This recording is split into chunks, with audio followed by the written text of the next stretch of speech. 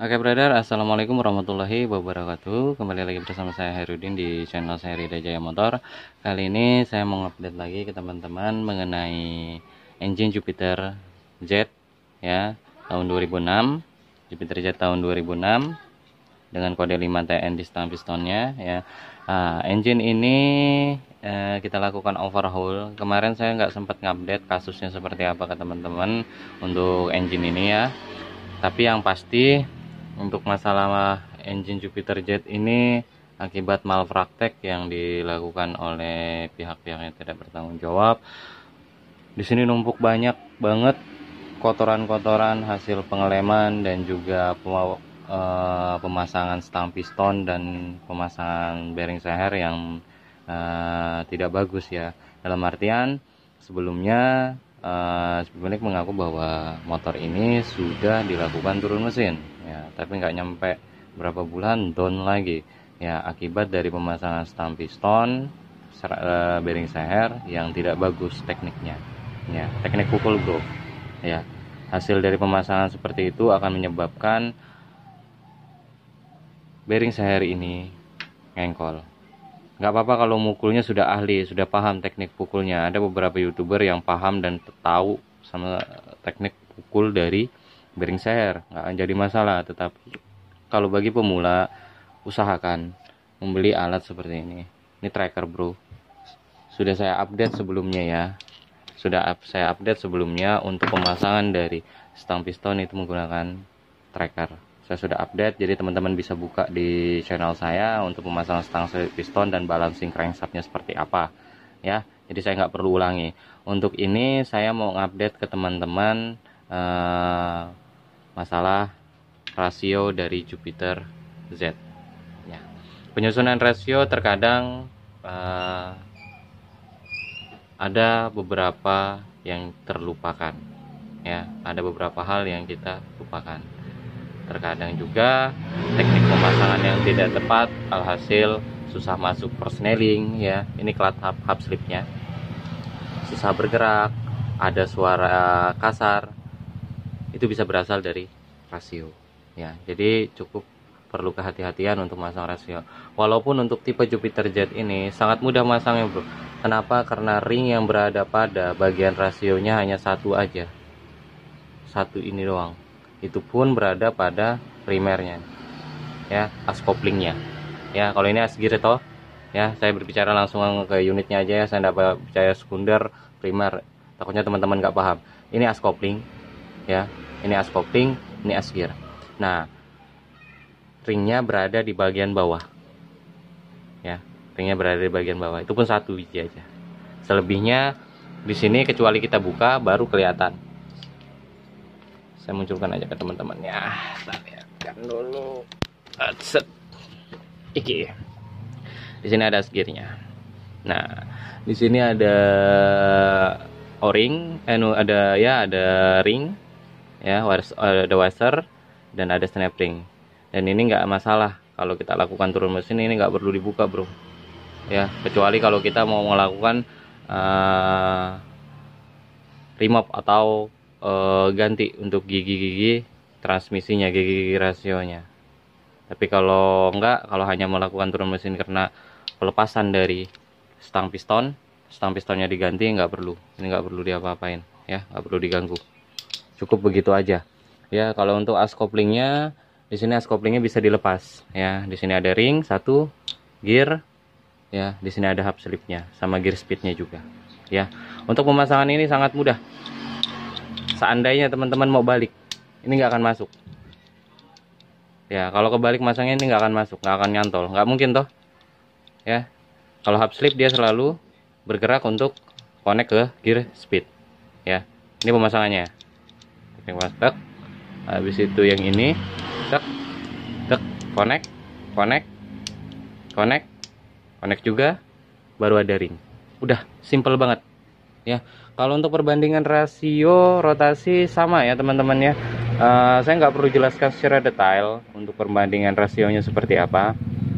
Gigi 1, gigi 2, gigi 3, gigi 4 itu sama, semua motor sama, tidak ada perbedaan, sama semua ya. Jadi untuk teknik pemasangan rasionya pun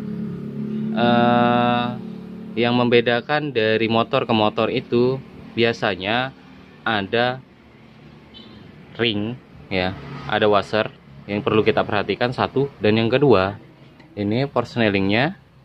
Skip dulu ya bro. Oke brother, terlanjut. Ada iklan sedikit tadi ya. Kita sampai mana tadi ya? Oh ya, untuk gear speednya ini ya, itu tidak ada perbedaan ya, nggak ada perbedaan. Perbandingan rasio gear gigi satu ya, gigi satu yang ya. Kalau untuk gigi satu, untuk perbandingan rasio gigi satu, kita ingat untuk gigi sepeda ya. Kalau di bagian depannya gigi kecil ya, kalau yang di bagian belakangnya gigi besar, kita goesnya lebih enak ya, dayungnya lebih enak, lebih ringan. Tetapi putaran yang didapat itu kecil, putaran yang didapat itu lambat ya, tapi ringan. Tetapi kalau di bagian depannya, gear bagian depannya, gigi dayungnya itu besar, terus gigi di bagian belakangnya itu kecil ya, rasionya, kita goesnya, kita dayungnya itu lebih berat. Tetapi rasio dia didapat, putarannya didapat itu lebih besar ya. Sama pun dengan rasio pada motor, semua tidak hanya Jupiter Jet, semua begitu juga.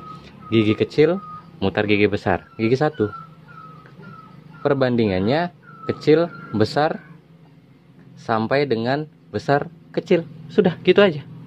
Untuk perbandingan rasio mudah dan simple ya. Teman-teman bisa lihat langsung ke sepeda, ke unit ya. Jadi nggak perlu memandang oh rasio itu susah, enggak, mudah sekali. Hanya saja teknik pemasangan rasio itu yang perlu diperhatikan, seperti saya katakan tadi, itu di bagian ring ya. Ring itu perlu diingat posisinya di mana, satu, dan yang kedua posisi hadap dari persneling ini, pemindah ini ya, tuas pemindah ini. Tuasnya ingat posisinya seperti apa, dan juga setelah dipasang dites, jangan langsung tutup baknya ya, ntar bongkar lagi bro ya, turun lagi. Jadi dites gigi 1, gigi 2, 3, 4 apakah normal atau tidak. Kalau tidak normal atau ada yang susah masuk gigi, berarti posisi pemasangan ininya salah ya. Itu yang perlu diperhatikan. Oke.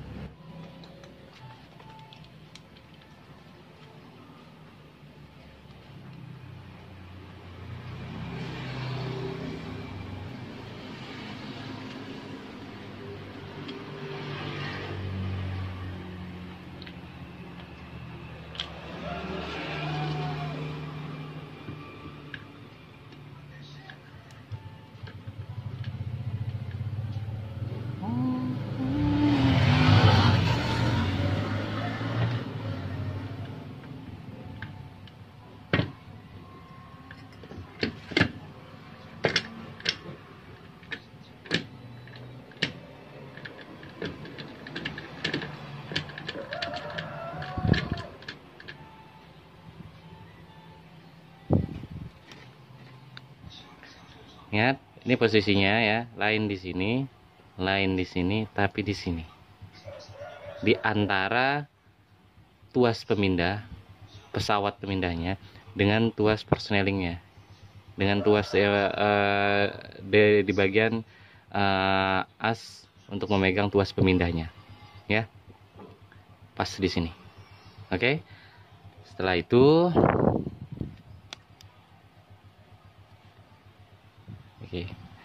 anggap saya tidak tahu posisi pemasangannya, saya bermain logika ya. Anggap saya nggak tahu posisi pemasangannya. Oke, kita coba untuk pemasangannya. Apakah apakah terbalik masih bisa dipasang atau tidak? Kita coba dulu. Kan kebanyakan tuh lupa tuh biasanya tuh. Oke, saya mau pasang yang tuas pemindahnya yang besar. Saya mau pasang di sini, kagak iso bro, nggak masuk ya, ini nggak masuk. Nah, saya mau pasang terbalik begini, saya angkat dikit deh, tek, nggak bisa masuk. Sekalipun bisa masuk ongklek ya, sekalipun bisa masuk ongklek, kan nggak mungkin ongklek Nggak mungkin oblak gini ya. Oke, eliminasi satu. Kita masuk yang ini lagi, yang kecil. Oke, satu masuk, nggak ongklek, stabil ya, nggak ongklek dia. Oke, masuk. Katakanlah saya memasang seperti ini. Kira-kira kalau saya pasang begini masuk bro. Kalau saya pasang begini masuk ya, masuk. Cuman nanti kita bertanya lagi, apakah pin ini masuk nggak di bagian personelingnya, di bagian pesawatnya ya, untuk memindahkan giginya. Pin ini kalau dia masuk, oke, nggak jadi masalah. Tapi kalau dia tidak tegak lurus, nggak masuk dengan bagus, berarti salah, kebalik. Itu aja, simpel ya. Kita coba pemasangan seperti ini. Tuh. Oke. Nah. Oke, saya pasang begini bro.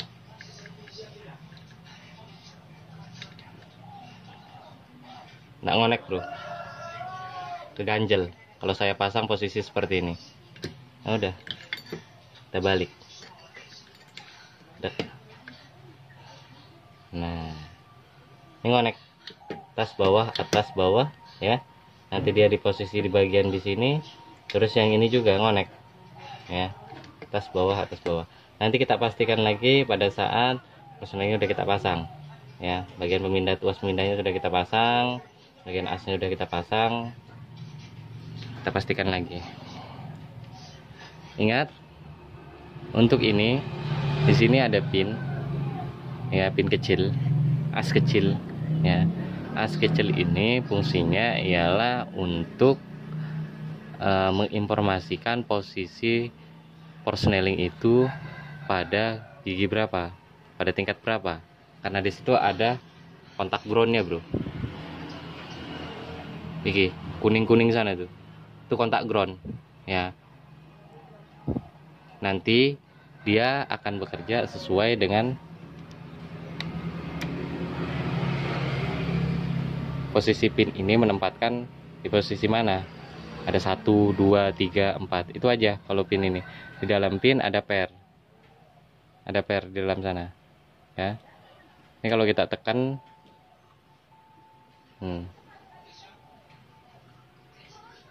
pair ya.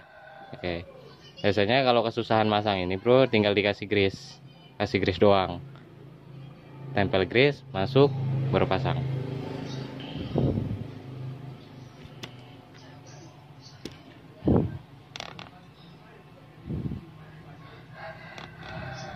Oke, sip, mari kita pasang. Oke, angkat dulu dikit.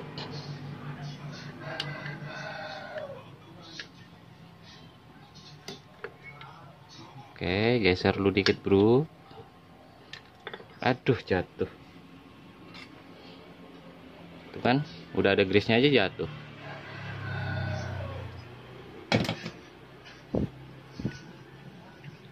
Oke. Set. Oke. Ya. Perhatikan posisinya. Nih. Ada di sini, bro. Ya. Jangan sampai posisi dari ini ya, si plat tadi yang kecil ya, larinya ke sini. Ya, jangan sampai salah posisi atau larinya ke sini, dia nggak akan masuk juga. Ya. Oke. Kita tepatkan tuas pemindahnya ke bagian alur dari, kalau saya bilang ini si pesawat, bro, karena dia yang memindah-mindah. Oke.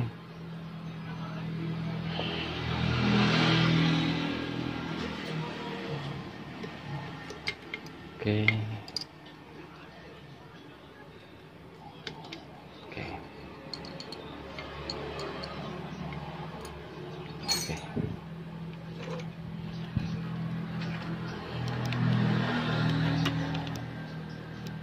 Oke.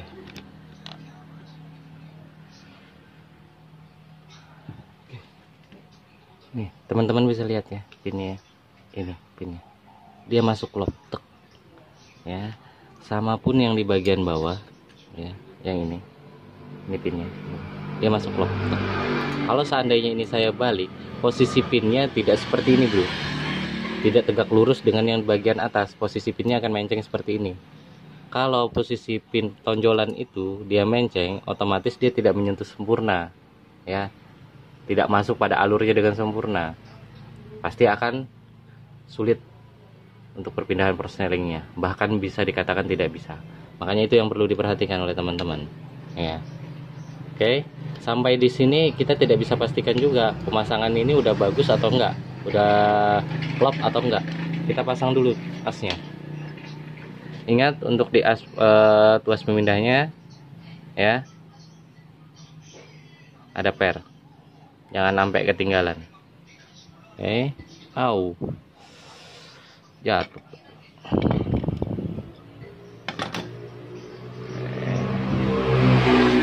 Masukkan alon.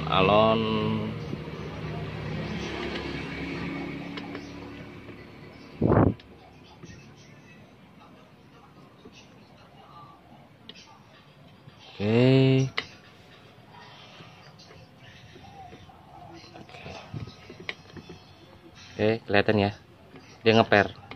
Kalau dia nggak ngeper, mau nggak mau ini dilepas lagi, lakukan pengamplasan dengan menggunakan amplas halus, takutnya ada porsi berkarat ya, itu yang dihindari. Dia harus ngeper seperti ini bro, supaya itu yang memudahkan juga pada saat pemindahan persneling. Posisi dari tuas ini bergerak ngeper, itu akan memudahkan persneling itu masuk pada saat berotasi ya, itu perlu diingat. Makanya dikasih per atas bawah ya, di sini ada pernya juga. Oke ya, cari netralnya sampai dapat. Ini netral ya. Pada saat as kopling diputar, as gearnya tidak ikut mutar, ininya nggak ikut mutar, perhatikan ya, nggak ikut mutar ya, gearnya muter cuman asnya nggak muter ya, ini nggak akan muter. Oke, ini posisi netral. Setelah ini baru ini lagi, baru ini lagi, jadi bergantian, pergerakannya bergantian. Tetapi sebelum gear speed itu masuk ke posisinya, gigi yang sebelumnya, gear speed yang sebelumnya itu posisinya dinetralkan dulu bro, netral. Makanya kalau kita tekan gigi setengah, maksudnya kita tekan persneling itu setengah, posisi kopling itu netral bro, kopling itu netral. Walaupun ini bukan full clutch ya, ini kan tidak full clutch bro ya, ini semi. Motor ini menggunakan kampas ganda, tetapi kalau kita tekan persneling itu setengah ya, kita tekan paling bawah, kita gas, itu posisi mesin netral ya. Setelah kita angkat persnelingnya lagi, kita angkat pedal giginya lagi, baru masuk gigi gitu, itu ceritanya. Jadi pada saat posisi setengah persneling, setengah kita tekan pedal gigi, itu posisinya netral, kampas kopling bebas, dan juga posisi ini kembali ke posisi awalnya ya. Setelah itu kita angkat lagi, baru dia masuk ke posisi gear speed selanjutnya, begitu siklusnya. Intinya gantian. Kalau seperti ini udah yakinlah bahwa rasio ini terakit dengan normal, tidak ada masalah ya. Satu, saya ulangi lagi, ini asnya bergerak bro ya, jangan sampai nggak bergerak. Kalau nggak bergerak, cabut kembali amplas ya, sampai dia bergerak dengan mudah. Jangan lupa semua bearing itu dikasih oli juga ya, jangan sampai ada yang tidak terlumasi. Oke. Dan juga yang pasti, kalau kita melakukan turun mesin seperti ini, bongkar total, semua bearing itu kudu dicek ya, kondisinya kudu dicek. Ini baknya, semua bearing itu perlu dicek ya. Kalau ada terasa serat setelah kita bersihkan full ya, masih terasa serat, kita kasih oli masih terasa serat, ganti bearingnya bro. Jangan dicoba-coba untuk pasang, pasti akan berisik ya. Efek dengung ada, itu bisa terjadi dari bearing. Yang pasti kalau turun mesin, bearing seher ini kudu diganti atas bawah ya, sebelah sana juga perlu diganti ya. Itu perlu teman-teman perhatikan. Oke.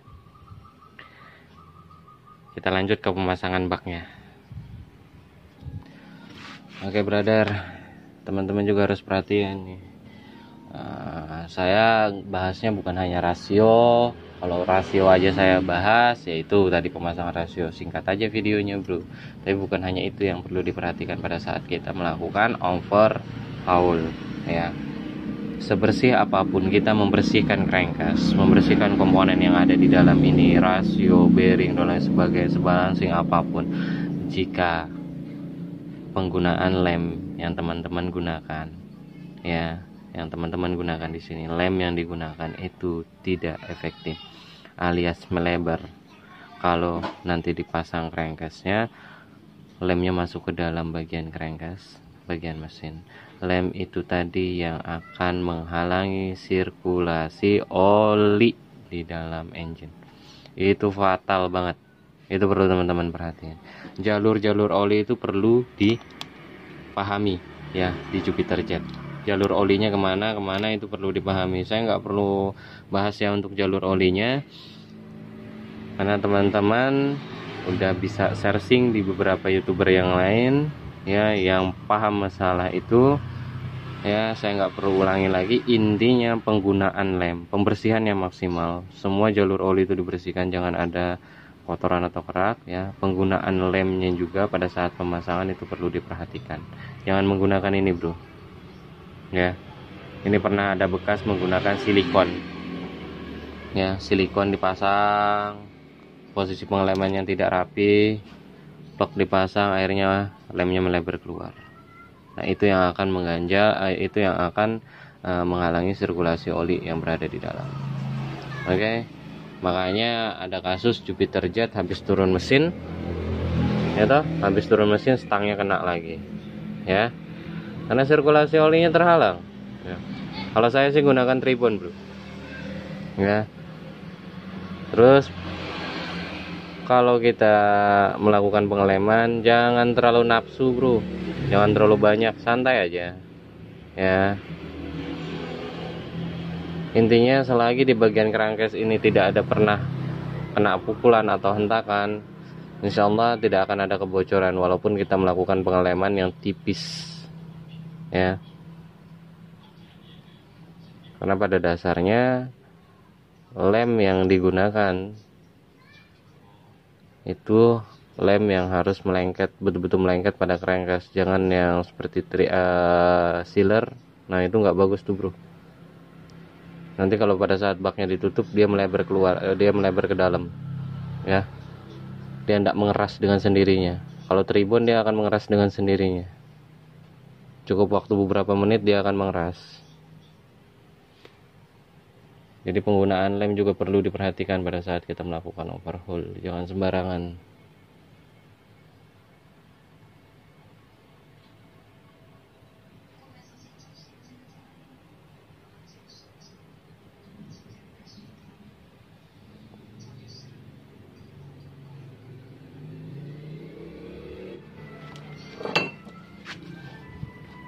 Bro, ingat ya, masukin ya.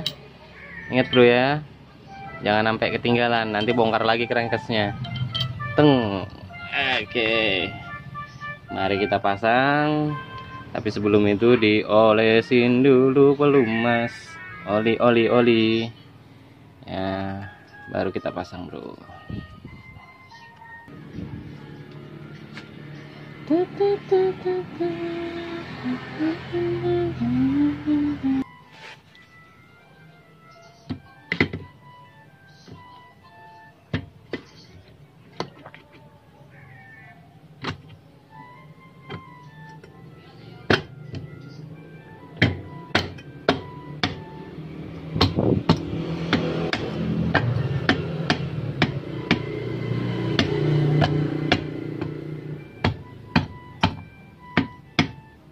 Kalau masang crankcase ini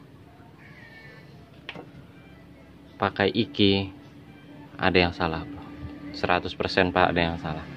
Jadi masang crankcase cukup pakai tangan, nggak terlalu keras kok ya. Kalau mau agak lembut ya udah, nggak usah pakai tangan, takutnya luka bro, pakai palu plastik. Kalau nggak pakai palu kayu, intinya gitu aja. Oke, udah selesai, tinggal dibautin keliling, udah selesai. Setelah dibautin keliling baru tes, ini diputer ya. Oke, teman-teman bisa lihat di layar ya. Oke, nih nggak ngengkol. Iki kesalahan juga ya. Coba teman-teman lihat di sini, kesalahan pelepasan ya. Ini mukulnya lewat sini, tetak hantam. Iya ya, jangan bro, jangan ampe. Ini kesalahan nih bro, lihatin tuh, ngoleng ya. Kalau sampai ini rusak ya, apalagi oleng seperti ini, resikonya nanti sealnya akan cepat bocor yang berada pada bak kopling. Sedangkan seal itu berfungsi untuk mensikluskan oli dari sini ya, mensikluskan oli ya bro ya. Ingat, mensikluskan oli dari lubang iki ya ke sini. Akhirnya saya bahas juga masalah oli. Tek. Lihat kan lubangnya bro, di sini ada seal, sealnya akan cepat rusak. Di as kopling juga ada seal, lihat tuh, ini jalur oli brother, set masuk. Kalau ini ngengkol, ngoleng, sealnya cepat kena, olinya tidak masuk ke dalam untuk melumasi nih, di bagian kampas ganda sampai dengan bagian stangnya. Akhirnya stang pistonnya cepat kena. Efek dari ini nanti sebelum pemasangan tetap akan saya perbaiki, akan saya amplas ya. Sambil saya putar saya akan amplas sampai betul-betul tidak oleng di bagian ujung ini. Ini efek kesalahan dari pelepasan, itu yang perlu diperhatikan oleh teman-teman. Oke, makanya kalau mau ngelepas jangan main tumbuk, tetak, yang lembut dikit bro. Oke, oh tuh ngengkol, ngoleng, giginya stabil ya, balance, nggak ngengkol bro.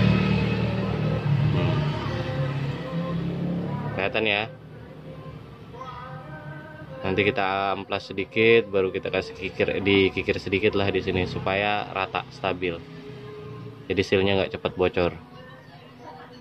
Ntar stang pistonnya kena lagi. Itu sudah 6 bulan stang piston kena lagi. Efeknya cuma gara-gara ini, kesalahan sendiri, kesalahan pada saat proses pemasangan, main pukul.